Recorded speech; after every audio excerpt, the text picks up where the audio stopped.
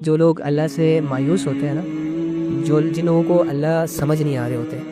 اور جو لوگ اسٹرگل کرتے ہیں تھوڑی سی، اور ان کی اسٹرگل پر جب ان کو کوئی ریوارڈ نہیں ملتا یا وہ نتائج نہیں ملتے جو وہ خود سے ہی سوچ لیتے ہیں، تو وہ پیچھے ہو جاتے ہیں، واپس ہو جاتے ہیں ان راستوں سے، ان راہوں سے۔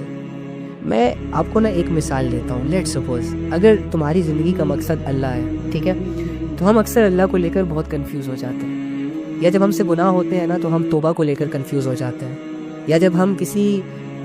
گمراہی میں مبتلا ہوتے ہیں، یا جب کسی سے برا کرتے ہیں تو ہم اس سے معافی مانگنے میں کنفیوز ہو جاتے ہیں۔ میں آپ کو ایک بات بتاتا ہوں، اچھا یہ کنفیوژنس تک تو بات ٹھیک رہتی ہے، لیکن ان کنفیوژنس کی وجہ سے پھر ہم اپنی محنت کو چھوڑ دیتے ہیں، پھر ہم پیچھے ہو جاتے ہیں۔ جیسے کہ ایک بندہ ہے، وہ گناہ کرنے کے بعد 10 دفعہ توبہ کرتا ہے نا، تو 10ویں دفعہ وہ کہتا ہے کہ یار 10 دفعہ توبہ کر چکا ہوں اور گناہ چھوٹ ہی نہیں رہے، تو یہ سوچ اسے 11ویں دفعہ توبہ کرنے سے روک دیتی ہے۔ اس کا مطلب یہ ہوا کہ اس نے اپنا وہ سفر جو اللہ کی طرف اس نے شروع کیا تھا وہ اس نے سٹاپ کر دیا اور پیچھے ہو گیا۔ اپنے اللہ سے اپنے آپ کو بدگمان مت کیا کریں، اپنے اللہ سے اپنے آپ کو دور مت رکھا کریں۔ ساری دنیا مل کر آپ کو سکون نہیں دے سکتی، ساری دنیا مل کر آپ کو عزت نہیں دے سکتی، ساری دنیا آپ مل کر، ساری دنیا کے ڈاکٹرز، بڑے بڑے سائنٹسٹ مل کر تمہاری حالتوں کو نہیں بدل سکتے۔ ایک اللہ کافی ہے تمہارے لیے، اور ایک اللہ کو اپنے لیے کافی سمجھو۔ حسبی اللہ لا الہ الا ہو علیہ توکلت وہو رب العرش العظیم۔ اس کے ہوتے ہوئے کسی پہ بھروسے نہ کیا، اس کے ہوتے ہوئے کسی پہ بھروسے نہ کرو، اس کے ہوتے ہوئے کسی اور سے امیدیں نہیں لگاؤ، اس کے ہوتے ہوئے کسی اور کو راضی کرنے میں اپنا ٹائم مت ویسٹ کرو۔ وہی تمہاری سب سے بڑی کامیابی ہے، اس کو پا لینا ہی تمہیں کامیاب کرے گا۔ تمہاری ڈگریاں، تمہاری دولتیں، تمہاری شہرتیں،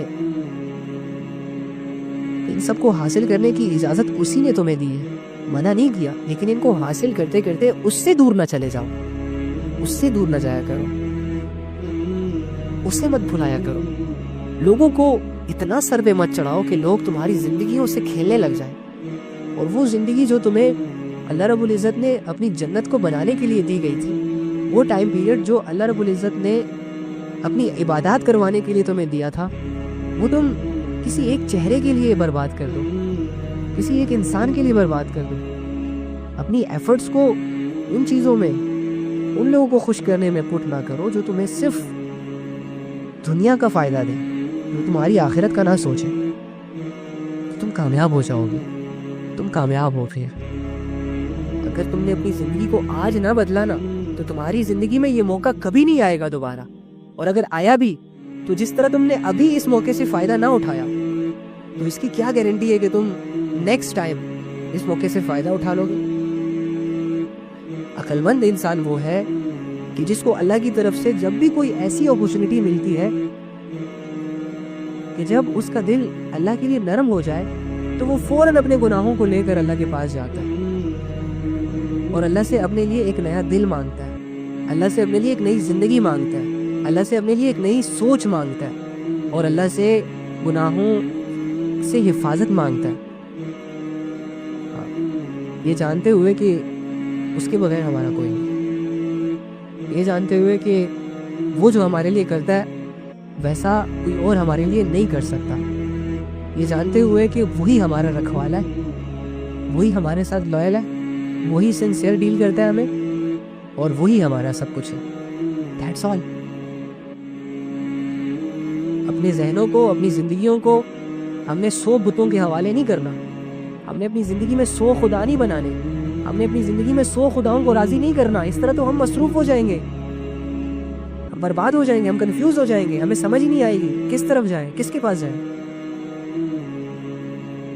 ایک خدا کا ہونا ہماری لائف میں ہماری سب سے بڑی خوش قسمتی ہے، ایک خدا کی عبادت کرنا ہماری سب سے بڑی خوش قسمتی ہے۔